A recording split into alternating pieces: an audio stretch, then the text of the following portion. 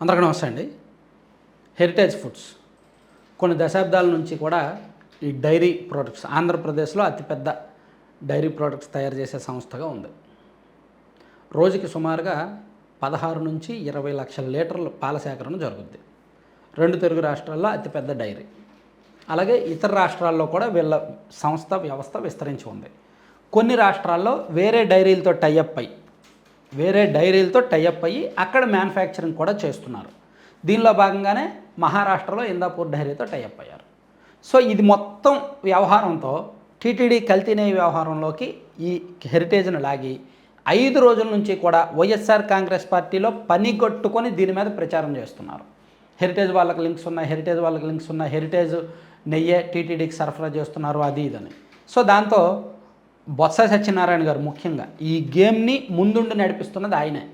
శాసన మండలిలో కావచ్చు, శాసన మండలి బయట మీడియాతో కావచ్చు, రకరకాలుగా ఈ ఓవరాల్ గేమ్ని ముందుండి నడిపిస్తున్నది బొత్స సత్యనారాయణ గారే. దాంతో హెరిటేజ్ 2 రోజులు చూశారు, ఒక వివరణ ఇచ్చారు, అయినా సరే పట్టించుకోలేదు. కాబట్టి తాజాగా బొత్స సత్యనారాయణ గారికి హెరిటేజ్ సంస్థ లీగల్ నోటీసులు పంపించింది. బహిరంగ క్షమాపణ చెప్పాలి, చేసిన ఆరోపణలు వెనక్కి తీసుకోవాలి, లేకపోతే మాత్రం చట్ట ప్రకారం చర్యలు తీసుకుంటాం, సివిల్ అండ్ క్రిమినల్ చర్యలు తీసుకుంటాము అని వాళ్ళు చాలా అంత కాన్ఫిడెంట్. నిజంగా తప్పు చేసిన వాడికి భయం ఉంటుంది.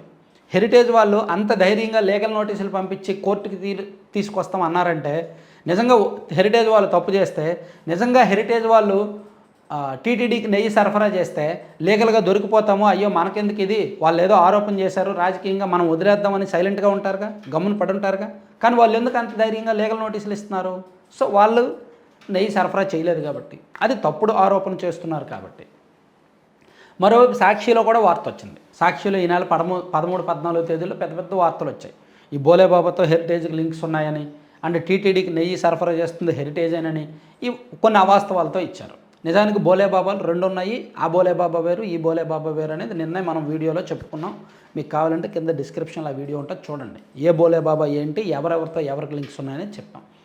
అయినా సరే సాక్షిలో ఆ వార్త రావడంతో సాక్షితో కూడా లీగల్ ఫైట్కి వెళ్ళింది హెరిటేజ్. ఎందుకంటే హెరిటేజ్ సంస్థ దేశవ్యాప్తంగా ఉన్న డైరీల్లో one of the top 10 biggest dairy అనమాట.